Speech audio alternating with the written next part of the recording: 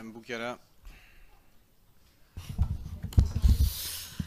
Donc bonsoir à toutes et tous. Merci Monsieur le maire. Un seul chiffre pour commencer, 217 ans. 217 ans, c'est le nombre d'années, toutes choses égales par ailleurs, si le rythme continue ainsi. C'est le nombre d'années que les femmes vont devoir attendre si rien n'est fait pour enfin obtenir l'égalité salariale. Non seulement ce chiffre très récent du Forum économique mondial est impressionnant, mais en plus il s'est empiré depuis l'an dernier. Ce chiffre ne concerne pas que la France, il concerne 144 pays. Il est bien sûr à prendre avec toutes les précautions d'usage sur ces grandes globalités, mais pour autant il met en exergue une réalité qui est malheureuse, dans laquelle la France ne fait d'ailleurs pas partie des meilleurs élèves, loin de là. C'est bien pour cela que chacun à son échelle doit faire les efforts nécessaires et que la charte européenne que nous avons adoptée en 2015 a toute son importance.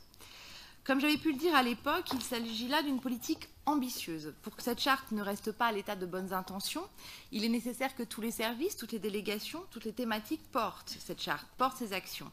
Et il faut en plus réussir à faire que la ville, elle travaille dans un partenariat intelligent avec les associations et avec les réseaux institutionnels. Ce n'est pas forcément dans nos habitudes, alors autant le dire. Je tiens à saluer la démarche qui a été initiée par cette municipalité.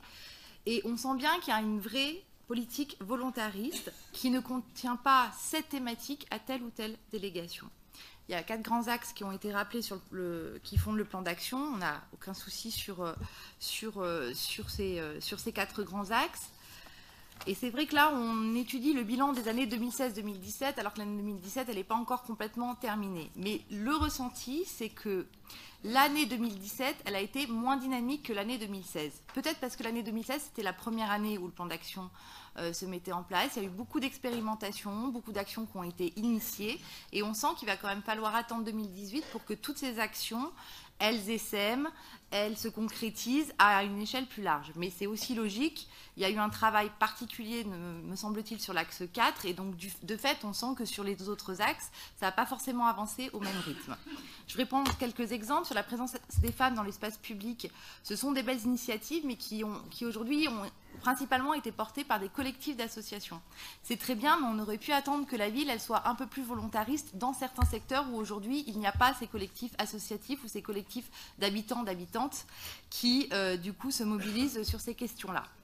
Sur la nomination des noms de rues ou d'équipements publics, c'est un travail qui est long et moi je suis ravie que la ville de Grenoble s'en soit emparée. Sur la lutte contre les stéréotypes dès le plus jeune âge, j'en avais déjà parlé l'an dernier. Pour les agents du périscolaire et de la petite enfance, il y a eu une première expérimentation en 2016.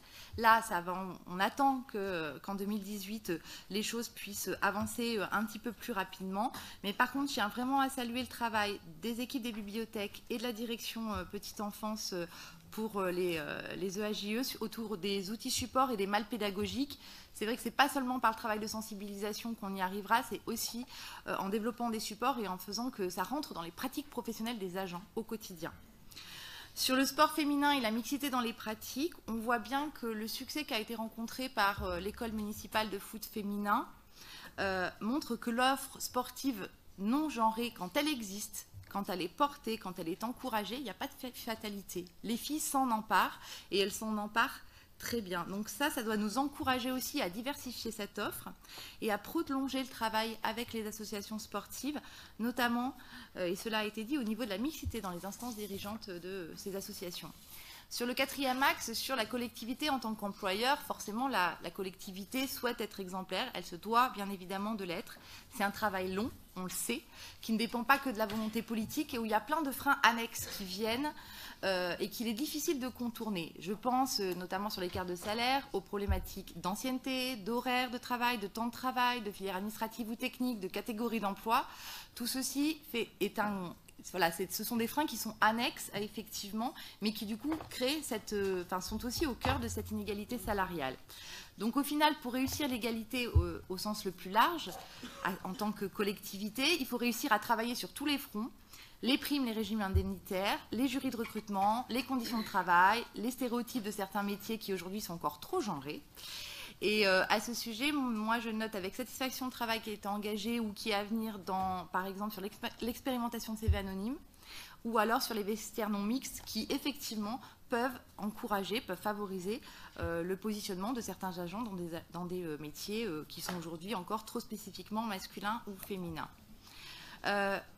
Quand même, il est vrai que les associations qui sont des associations phares dans ce domaine, elles sont soutenues aujourd'hui par la ville de Grenoble pour leur fonctionnement annuel, lors d'événementiels en particulier, mais il est vrai que dans le rapport, dans le rapport d'évaluation, il est cité l'idée de travailler aussi sur un budget consolidé.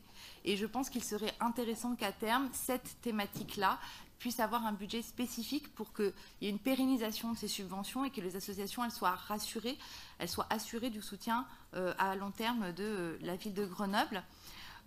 Je trouve que les préconisations qui ont été faites pour l'année 2018, que ce soit sur la restructuration du plan d'action pour que ce soit plus clair, sur l'interconnaissance des acteurs, sont des travaux qui sont intéressants. Donc au final, nous saluons ce travail. C'est un bilan d'étape. Nous serons là dorénavant pour les étapes suivantes. Et j'espère que nous saurons les franchir ensemble. Merci à vous.